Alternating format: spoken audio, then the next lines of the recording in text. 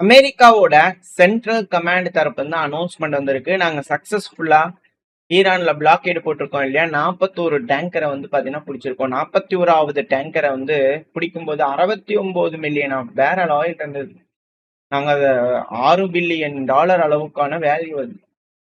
அதெல்லாம் விற்க விடல, நாங்க பிடிச்சு திருப்பி அனுப்பிட்டு இருக்கிறோம். அவங்க ஈரானோடதுல இருந்து வந்ததுன்னா நாங்க பிடிச்சி திருப்பி அனுப்பிடுவோம் அப்படிங்கிறது போல அவங்க தரப்புன்னு சொல்லிட்டு இருக்கிறாங்க. சக்சஸ்ஃபுல்லா அவங்க கொண்டாடிக்கிட்டு இருக்காங்க அமெரிக்க தரப்புல இருந்து. இதுக்கான விஷயங்கள் இருக்கு. இதுக்கு ஈரான் தரப்புல இருந்து என்ன பதில் வந்திருக்குன்னா, ஈரானோட அபிஷியல் மொக்சன் ரஷ்யா அவர்கள் சீனியர் அபிஷியல். ஸோ அவர் என்ன சொல்லிக்கிறாருன்னா மீடியால, நாங்க டாலரேட் பண்ணிக்க மாட்டோம், நாவல் பிளாக் எடுக்க வந்து பண்ண கண்டினியூ ஆச்சுன்னா நாங்க ரெஸ்பாண்ட் பண்ணுவோம் அப்படிங்கிற மிரட்டல்கள் வந்து. இதே ஈரானோட பார்லிமெண்ட் ஸ்பீக்கர் முகமது காலிபாஃப் அவர்கள் வந்து பாத்தீங்கன்னா என்ன சொல்லிக்கிறார் அப்படின்னா, அமெரிக்காவை மார்க் பண்ணிக்கிறார். அதாவது அமெரிக்காவோட பிளாக்கேட் இருக்குது இல்லையா ஈரானோட போர்ட்டுக்கு, ட்ரெஷர் செக்ரட்டரி ஸ்காட் பெசன்ட் அவர்கள் சொன்ன மாதிரி ஆயிலோட விலை வந்து பாத்தீங்கன்னா $140 ரீச் ஆகும். ஆல்ரெடி $120 பிரேக் பண்ணிடுச்சு. நீ அடுத்த ஸ்டாப் வந்து $140 அப்படிங்கறதோட வந்து பாத்தீங்கன்னா அவர் தரப்பு வந்து மார்க் பண்ணியிருக்காரு. ஏன் அப்படின்னா, ட்ரம்ப் அவர்கள் வந்து பாத்தீங்கன்னா இந்த ஈரானுக்கு லாங் டேர்ம் நாங்க இம்போஸ் பண்ண போறோம், ஷார்ட் டேர்ம்லாம் கிடையாது, இது லாங் டேர்முக்கு இம்போஸ் பண்ண போறோம் நாங்க இந்த பிளாக்கேட அப்படிங்கிறத சொல்லிக்கிறாங்க. ஏன்னா லாங் டேர்ம் அப்படிங்கும் போது இங்க இருக்கக்கூடிய கல்ஃப் நாடுகள்லாம் பெருமளவுல பாதிப்புள்ளாகும் அப்படிங்கிறத இதுல இருக்கக்கூடிய பாயிண்ட். ஏன்னா அவங்களும் வியாபாரம் பண்ண முடிய மாட்டேங்குது. இந்த பிளாக்கேட் ஈரானுக்கு மட்டும் இல்ல, பல நாடுகளுக்கும் இது நடக்குது அப்படிங்கும் போது அது பெரும் பிரச்சனையா மாறிட்டு இருக்கு. ஏன் அப்படின்னா ஆல்ரெடி $120 பெர் பேரலுக்கு மாறிடுச்சு. எல்லாமே இன்க்ரீஸ் ஆயிட்டு இருக்கு. ஸோ அடுத்த ஸ்டாப் வந்து பாத்தீங்கன்னா $140 அப்படிங்கிறது போல அவர் சொல்ற மாதிரி ஒரு பெரும் சிக்கலா தான் இருக்கும் அப்படிங்கிறது போல பல அனலிஸ்டோட கருத்துக்கள். வெயிட் பண்ணி பார்ப்போம். இது மற்ற நாடுகள் அஃபெக்ட் பண்ணது விட்டுருங்க, அமெரிக்கால இப்ப ஃபார்மர்ஸை கடுமையா தாக்க ஆரம்பிச்சது. ஏன்னா ஆல்ரெடி கேஸ் பிரைஸ்ல ஏறிடுச்சு அப்படிங்கிறது போன பதிவுல பார்த்தோம். இப்ப அது கான்ஸ்டன்டா ஏற ஆரம்பிக்கும் அப்படிங்கிற பலரோட கருத்துக்கள். இதுல அந்த ஃபார்மிங் பண்ணக்கூடிய அந்த செக்டார் ஏன் விலைவாசின்னு ஆல்ரெடி நம்ம சேனல்ல சொன்ன மாதிரி தான் டீசல் ஃபெர்டிலைசர் காஸ்ட்லாம் அதிகமா இருக்கிறதுனால, அந்த ஷாக் இருக்கிறதுனால விவசாயிகளோட அந்த பேங்க்ரப்சி அப்படிங்கிறது வந்து பார்த்தா 45% உயர்ந்திருக்கான். நம்ம ஊர்ல தான் வந்து பாத்தீங்கன்னா விவசாயிகளுக்கு பிரச்சனை அப்படின்னு பார்த்தா உலகமெங்கும் விவசாயிகளுக்கு பிரச்சனை தான் போங்க அப்படின்னு இருக்கு. ஸோ யார் என்ன பண்ணாலும், யார் யாருக்காக அடிச்சுக்கிட்டாலும், எவன் எங்க போயின்னு சண்டை பிடிச்சுக்கிட்டாலும் இங்க அடி வாங்குறது விவசாயிகளே. அது நம்ம நாடுன்னு இல்லை, எல்லா நாட்டிலையும் குறைவில்லாம அவங்க அடி வாங்குறாங்க அப்படிங்கிற மாற்று கருத்துல. ஸோ இதுல பேங்க்ரப்சி ஆகிறது அதிகமா வாய்ப்பு இருக்கு. அதுவும் ஸ்ட்ரைட்டா வருஷம் வருஷம் வந்து பாத்தீங்கன்னா இன்க்ரீஸ் ஆயிட்டே இருக்குது அப்படின்னு சொல்றாங்க. தோராயம் 19 லட்சம் விவசாயிகள் இருக்கலாம் எனக்கு தெரிஞ்சு அமெரிக்கால. நான் முன்னாடி பார்த்துருக்கேன், இருந்துச்சுன்னா நான் அட்டாச் பண்றேன். ஸோ 19 லட்சம் பேர்த்துக்கிட்ட விவசாயிகள் இருக்கிறான்னு வச்சுக்கோங்களேன். அந்த ரெக்கார்ட்ல லோவா வந்து பாத்தீங்கன்னா ஈல்ட் ஆயிட்டு இருக்கு. அதுவும் டீசல் பிரைஸ்லாம் இன்க்ரீஸ் ஆக ஆக, வருஷம் வருஷம் இன்க்ரீஸ் ஆக ஆக 70% ஃபார்மர்ஸ் வந்து பாத்தீங்கன்னா ஃபெர்டிலைசருக்கும் ஆயிலுக்கும் வந்து பாத்தீங்கன்னா எங்களால முடியல, கட்டுப்படி ஆக மாட்டேங்குது, எங்களால வாங்க முடியல அப்படிங்கறதோட வந்து பாத்தீங்கன்னா அவங்க தரப்பு வந்து சொல்றதா செய்திகள் வந்துகிட்டு இருக்கு.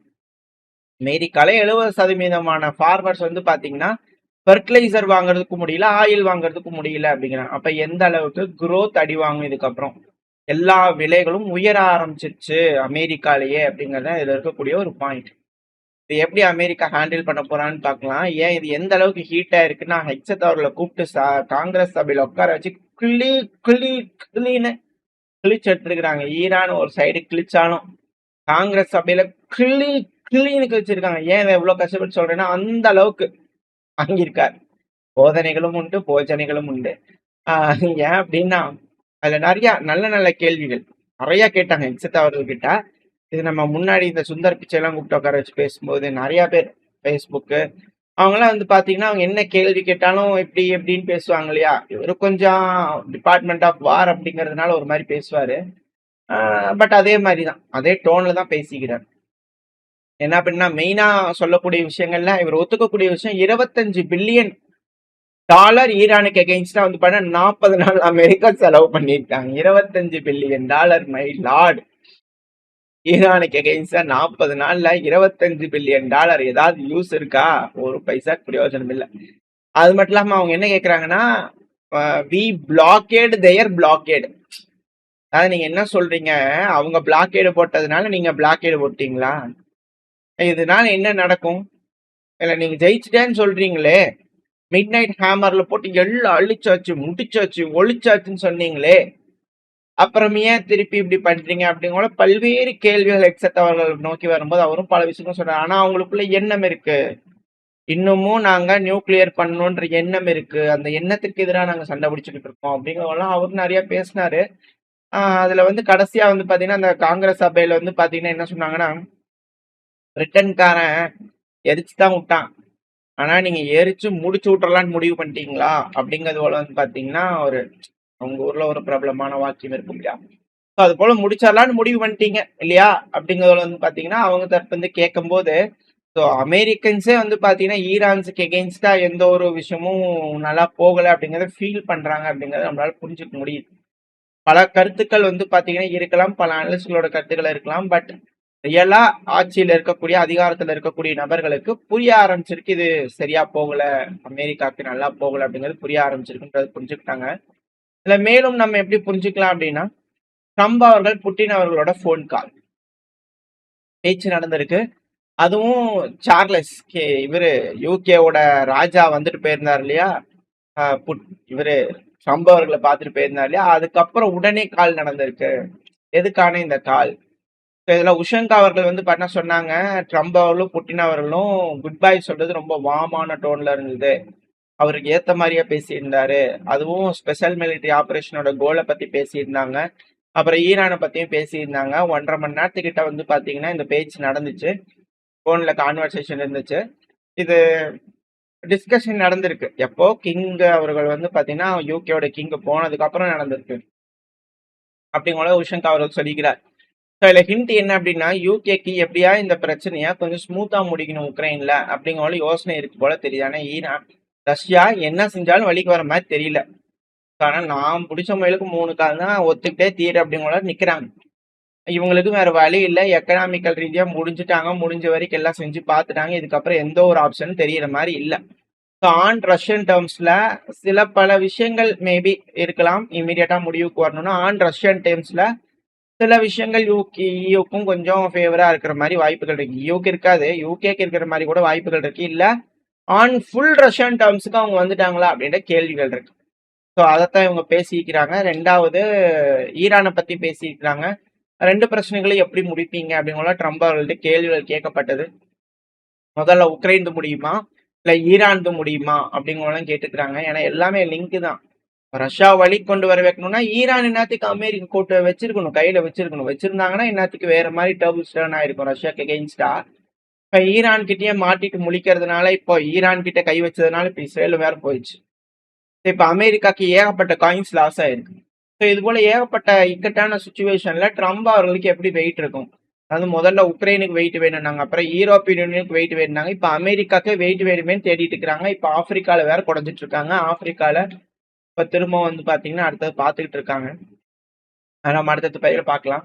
பட் மெயினான பாயிண்ட், இப்போ ட்ரம்ப் அவர்கள் பேசும்போது சிமிலர் டைம் டேபிள்லயே எல்லாத்தையும் முடிச்சிடலாம், ஈரான் முடிச்சிடலாம், உக்ரைன் முடிச்சிடலாம் அப்படிங்கிறது போல ரஷ்ய அதிபரான விளாடிமிர் புட்டின் அவர்கள் முடிக்கணும்னு தான் பார்த்தாங்க. ஆனா அங்க இருக்கிற கோளாறு பிடிச்சவங்க தான் இந்த பிரச்சனை இன்னும் முடிக்க இல்லாம பண்றாங்க அப்படிங்கிறது போல ட்ரம்ப் அவர்கள் பேசினார் மீடியாக்கள் முன்னாடி. ஸோ இதெல்லாம் வந்து பாத்தீங்கன்னா நடந்த ஒரு விஷயம், நடக்கக்கூடிய விஷயங்கள். இது வந்து அமெரிக்கா கொஞ்சம் ஃபேவரா இல்லை அப்படிங்கறத இருக்கக்கூடிய ஒரு பாயிண்ட். இது மேலும் யூரோப்புக்கு இன்னும் இக்கட்டான ஒரு சுச்சுவேஷன் உருவாயிருக்கு அப்படிங்கறது எப்படி தெரிஞ்சுக்கலாம்னா, இப்ப சொல்லக்கூடிய ஒரு செய்தி.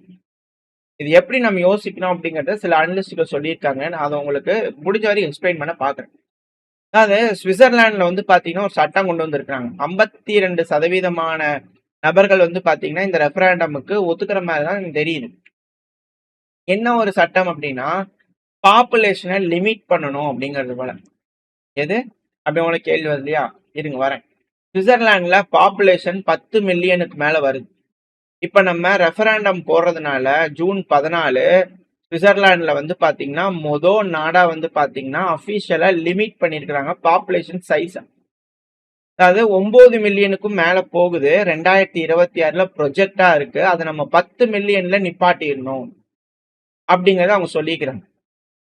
ஏன்னா சுவிட்சர்லாண்டோட growth அப்படிங்கிறது ஸ்டெடியா இருக்கு. 0.42% இருந்து 0.45% வரைக்கும் growthங்கிறது இருக்கு. இல்ல ஜெண்டர் பிரேக் டவுன் எடுத்துட்டீங்கன்னா பெண்கள் அதிகமா இருக்காங்க. 50.29% பெண்கள், 49.71% ஆண்கள் அப்படிங்கிறது போல இருக்காங்க. லைஃப் எக்ஸ்பெக்ட், அதாவது லைஃப் எவ்வளவு நாள் உயிர் வாழ்வாங்க அப்படிங்கிறது போல இருக்கு இல்லையா, அதுவும் வந்து பாத்தீங்கன்னா 84.5 வயசு வரைக்கும் ஒருத்தங்க ஆவரேஜா நல்லா சொகுசா வாழ்ந்துக்கலாம் அப்படிங்கிறது போல இருக்கு. சுவிட்சர்லாந்து இப்போதைக்கு நல்லா தான் இருக்கிறாங்க, நல்ல ஒரு ரேட்ல தான் இருக்கு. அப்புறமும் ஏன் அவங்களோட பாப்புலேஷனை ரெஸ்ட்ரிக்ட் பண்ணணும்னு நினைக்கிறாங்க அப்படிங்கிற கேள்விகள் இருக்கு. நல்லா இருக்கிறதுல ஏன் இப்படி பண்ணணும்னு நினைக்கிறாங்க? இப்ப எப்படி குடும்ப கட்டுப்பாடு பண்ணிடுவாங்களா அப்படிங்கிற ஒரு யோசனை வருது இல்லையா? ஏன்னா அது ஒரு பெரும் பிரச்சனை நடந்துச்சு. பட் ஆனா மெயினான விஷயத்துக்கு வரும். இப்போ ஃபர்ஸ்ட் அவங்க சொல்லக்கூடிய விஷயம் என்னன்னா, அசைலம் எல்லாம் பாத்தீங்கன்னா இப்படித்தான் இதோட பாத்துட்டு போயிடுவாங்க. ஓ, சுவிட்சர்லாந்துல வந்து பாத்தீங்கன்னா பாப்புலேஷனை லிமிட் பண்ண போறாங்களாமா, சட்டம் கொண்டு வந்திருக்காங்க, உலகமே இதுக்கப்புறம் இது போல வந்துருவாங்களா அப்படிங்கிற பாத்துட்டு போயிடுவாங்க இல்லையா? ஆனா இது அது மேட்ரு கிடையாது. மெயினான பாயிண்ட் என்ன, இதுக்கப்புறம் வரக்கூடிய பிரேக் டவுன் எப்படி நீங்க கம்மி பண்ணுவீங்க அப்படிங்கிற கேள்வி வந்திருக்கும் இல்லையா? என்ன இருக்கிறவங்க எல்லாம் முடிச்சிருவீங்களா, இல்ல எப்படி பண்ணுவீங்க அப்படிங்கிற கேள்வி வரும் இல்லையா? இல்ல பெத்துக்கூடாதுன்னு சொல்லி அபார்ட் பண்ணி விட்டுருவீங்களா எல்லாத்தையும் அப்படிங்கிற கேள்வி வந்திருக்கும். அந்த மாதிரிலாம் இல்ல. இவங்களோட மெயினான கான்செப்ட் என்ன அப்படின்னா, அசைலம். யாருமே சுவிட்சர்லாண்டுக்கு அசைலம்னு கேட்டு இதுக்கப்புறம் வந்தாங்கன்னா துரத்தி விட்டுறணும், ஃபர்ஸ்ட் பாயிண்ட். அதுக்கப்புறம் ஆல்ரெடி ரெசிடென்ஸா இருப்பாங்க இல்லையா சுவிட்சர்லாந்துல, அவங்க வேற நாட்டுல இருக்கக்கூடிய ஃபேமிலி மெம்பர்ஸை கூட்டிட்டு வரத ஸ்டாப் பண்ணிடணும். அப்படிலாம் ஒத்துக்கூடாது. அதுக்கப்புறம் பர்மனன்ட் ரெசிடென்ஸ் நம்ம கொடுக்குறோம் இல்லையா, புதுசா வேலைக்குன்னு வராங்க அப்படின்னா ரெசிடென்ஸ் கொடுக்குறோம் இல்லையா, அது எல்லாத்தையும் ஸ்டாப் பண்ணணும். டெம்பரவரி ரெசிடென்ஸா தான் இருக்கணும். வராங்க, வேலை செய்யறாங்க, சம்பாரி கிளம்பிடு அப்படிங்கிறது போல சுவிட்சர்லாந்துல மாத்துறாங்க. இது வரைக்கும் எல்லாமே ஓகே தான். இது காமனா இருக்கக்கூடிய ஒரு விஷயம் தான். இது எல்லாமே ஒரு பின்பம் தான். இதுல இருக்கக்கூடிய ஹிடன் அஜெண்டா அப்படின்னா என்னன்னா, எண்டிங் ஃப்ரீ மூமெண்ட் அப்படிங்கிற ஒரு பாயிண்ட். இந்த சுவிட்சர்லாந்துல இருக்கக்கூடிய ஒரு பாயிண்ட். இது பெருமளவுல யாரும் பார்த்து சொல்லுவாங்களா அப்படிங்கிறது தெரியல. இதுதான் டிவோர்ஸ் அப்படிங்கிற சொல்லிட்டு இருக்கோம் இல்லையா நம்ம சேனல்ல, த டிவோர்ஸ். ஸோ அதுதான் இதுல இருக்கக்கூடிய ஒரு ஹைலைட். எண்டிங் ஃப்ரீ மூமெண்ட் அப்படின்னா, இந்த யூரோப்பியன் யூனியன்ல ஒரு அக்ரிமெண்ட் இருக்கு, அதை நம்ம டெர்மினேட் பண்ணிடலாம் அப்படிங்கிற சுவிட்சர்லாந்து சொல்றாங்க. அதாவது யூரோப்பியன் யூனியன்ல இருக்கக்கூடிய மக்கள் ஃப்ரீயா சுவிட்சர்லாந்துக்கு வரலாம், தங்கலாம், தொழில் செய்யலாம், போகலாம், என்ன வேணாலும் செய்யலாம். அதே போல சுவிட்சர்லாந்து இருக்கிறவங்களும் யூரோப்ல போகலாம், தங்கலாம், தொழில் செய்யலாம், என்ன வேணாலும் செய்யலாம், ரிட்டர்ன் வரலாம் அப்படிங்கிற இருக்கு இல்லையா? அதாவது பாஸ்போர்ட், விசா எதுவுமே தேவையில்லை. யூரோப்பியன் யூனியன்ல இருக்கக்கூடிய நாடுகள்ல எங்க வேணா போய்க்கலாம், என்ன வேணா பண்ணிக்கலாம்னு இருக்கும் இல்லையா? அதுல சுவிட்சர்லாந்துல வந்து பாத்தீங்கன்னா அது போல ஒரு மூமெண்ட்டை நம்ம ஸ்டாப் பண்ணிடலாம், EU கூட அது வேண்டாம். ஏன்னா இப்ப அவங்க வந்தாங்கன்னா அங்கிருந்து நம்ம கொடுக்குற மாதிரி ஆயிடும், அவங்களுக்கு சிட்டிசன்ஷிப் கொடுக்குற மாதிரி ஆயிடும், இதெல்லாம் ஆயிடும். அப்படிங்கிற சுவிட்சர்லாந்து தரப்பு வந்து மாற்றங்கள் வந்திருக்கு. இது எப்ப ஹிட் ஆகும்னா 9 மில்லியன் மார்க் கிராஸ் பண்ணும்போது, 9.5 மில்லியன் கிராஸ் பண்ணும்போது இது வந்து நம்ம அமல்படுத்திடலாம் அப்படின்னு சொல்லிக்கிறாங்க. ஸோ யூரோப்பியன் யூனியன்ல இருக்கக்கூடிய நாடுகள் தங்கு தடை இல்லாம போக்குவரத்து, போகிறது வர்றது, மக்கள் வேலை வாய்ப்பு எங்க வேணா போய் பார்த்துக்கலாம் அப்படிங்கிறதுக்கான விஷயங்கள் எல்லாம் தடைபடும் போது தனித்தனி நாடுகள் மாதிரி மாற ஆரம்பிக்கிறாங்க. ஸோ அப்படி மாறுறாங்கன்னா பார்டர்ஸ் வருது, பார்டர்ஸ் இருந்தா பாதுகாக்கணும், பாதுகாக்கணும்னா ராணுவம் வைக்கணும், ராணுவம் வேணா ஆயுதம் வேணும், ஆயுதம் வேணா திரும்பி எல்லாம் பவர். திருப்பி யூரோப்பியன் யூனியனுக்குள்ள தனித்தனி நாடுகளா மாறி பவருக்காக சண்டை பிடிச்சுக்குவாங்களா அப்படின்ற கேள்விகள் வர ஆரம்பிச்சிருக்கு. வேர்ல்டு வார் 2 காலத்துக்கே இது போகுது. நம்ம சேனல் இதெல்லாம் 6 மாசத்துக்கு 7 மாசத்துக்கு முன்னாடி சொன்னோம். கண்ணு முன்னாடி சில விஷயங்கள் வந்துட்டு இருக்கு. ஸோ இப்போ யூகேவோட கிங் வந்து பாத்தீங்கன்னா ட்ரம்ப் அவர்கள்ட்ட வந்துக்கிறாரு, பேசிக்கிறாரு, போயிருக்கிறாரு கம்மனு. ஸோ இப்போ புட்டின் அவர்கள்ட்ட பேசியிருக்காங்க. ஈரான் கிட்ட பெருசா எதுவும் செய்ய முடியல அமெரிக்கானால. த ஃபைனல் ஜட்ஜ்மெண்ட் டே எப்போ வரப்போகுது அப்படின்ற கேள்விகள். June, July, August, September, October போல நாட்கள்ல முடிவுகள் வந்துருமா அப்படின்ற எதிர்பார்ப்புகள் பல அனலிஸ்டுக்குள்ள இருக்கு. இதனால எந்தெந்த நாடுகள் பாதிப்படைய போகுது, எந்தெந்த நாடுகள் சிறப்பான ஒரு பொசிஷனுக்கு வரப்போகுது அப்படிங்கறத வரக்கூடிய நாட்கள், வரக்கூடிய செய்திகளை வச்சு நம்ம பார்க்க ஆரம்பிச்சிடலாம். இந்த பதிவுல நம்ம ஓரளவுக்கான தகவல்கள் பார்த்துருக்கோம். இந்த தகவல் எப்படி இருந்துச்சு, பயனுள்ளதா இருந்துச்சுன்னா லைக் பண்ணிட்டு உங்க பிரச்சனை ஷேர் பண்ணிடுங்க. கூடவே உங்களோட கருத்துக்களை கமெண்ட் செக்ஷன்ல சொல்லுங்க. அப்பதான் நம்ம போடக்கூடிய பதிவுகளை யூடியூப் 4 பேருக்கு ப்ரொமோட் பண்ணும். உங்களோட அன்பு ஆதரவு எனக்கு எப்ப இருக்கணும் நம்பிக்கலாம். அடுத்த சந்திக்கிறேன். Stay safe. பை.